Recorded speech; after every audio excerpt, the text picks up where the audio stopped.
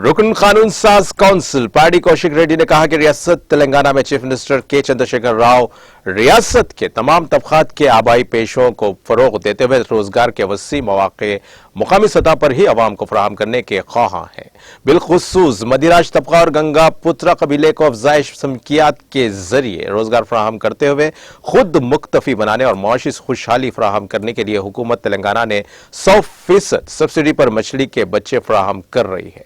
वो आज हल्के असेंबली हुजूराबाद के जिम्मी कुंटा टाउन के नाइनी चेरो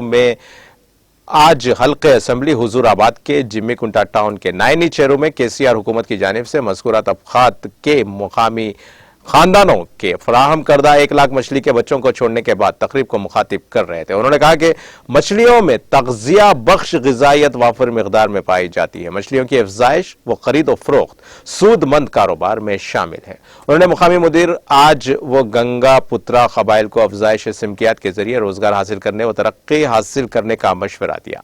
इस मौके पर सदर बल्दिया टी राजेश्वर राव, सदर जिला परिषद के विजया, सदर नशीन रियासत SC कॉर्पोरेशन बंडा श्रीनिवास, सदर टाउन कमेटी टी राजकुमार, पी मल्लैया, मोहम्मद जाकिर खान, सदर मस्जिद Quraish committee, Mohammad Akbar Shah, director market committee, Mohammad Feroz Khan और दूसरे BRS कायदीन व कारकुनान की कसीर तादाद तकरीब में मौजूद थी।